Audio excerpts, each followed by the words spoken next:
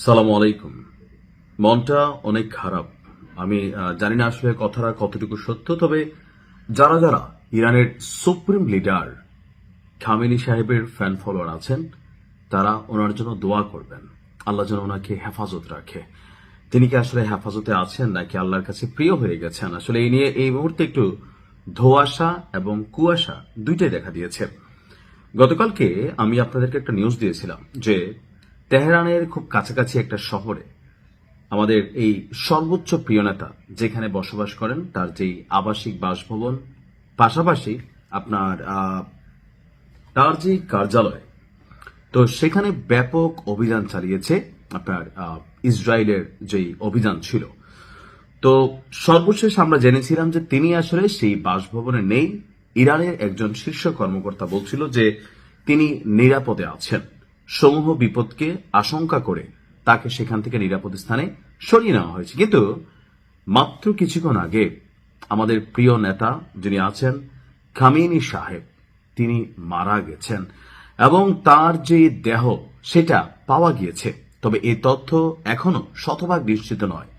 কিন্তু ইসরায়েলের একজন ঊর্ধ্বতন কর্মকর্তা যখন এই দাবি করেছেন, তখন আন্তর্জাতিক গণমাধ্যমগুলো সবাই বলছে যে সর্বোচ্চ নেতা তিনি কি আসলেই জীবিত আছেন। প্রায় কয়েক ঘন্টা হয়ে গেছে তার বাড়িঘর ধ্বংসস্তূপে পরিণত হয়েছে, কার্যালয় 9টি স্থানে টার্গেট করে অভিযান চালানো হয়েছে। এখন এই এত ঘন্টা যখন নিউজটা হলো, তো এরপরেও আসলে ইরানের পক্ষ থেকে অথবা আমাদের প্রিয় নেতার পক্ষ থেকে কোন রকম ভিডিও বার্তা বা কোন রকম বার্তা আসেনি। আমি যখন নিউজটি রেকর্ড করছি তখন পর্যন্ত আসলে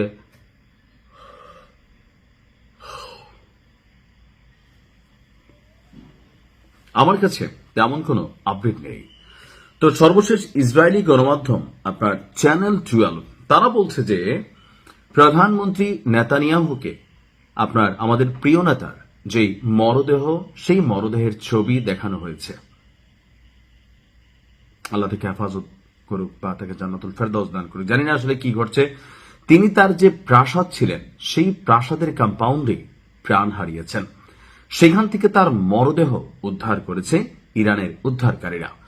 সকালের দিকে তার প্রাসাদ লক্ষ্য করে বড় অভিযান চালায় ইসরায়েল এবং যুক্তরাষ্ট্র। নিউ ইয়র্ক টাইমস পরবর্তীতে স্যাটেলাইটের মাধ্যমে একটি ছবি প্রকাশ করে এতে দেখা গেছে তার প্রাসাদটি পুরোপুরি শেষ হয়ে গেছে, ধ্বংসস্তূপে আপনার কি বলা হয় যে পরিণত হয়েছে। তবে আমি যখন নিউজটি করছি, ইরানের বেশ কয়েকটি অসমর্থিত সূত্র বা সামরিক বাহিনীর পক্ষ থেকে কিছু বার্তা আসছে যে এটা আসলে একটা মনস্তাত্ত্বিক ন্যারেটিভ তৈরির চেষ্টা।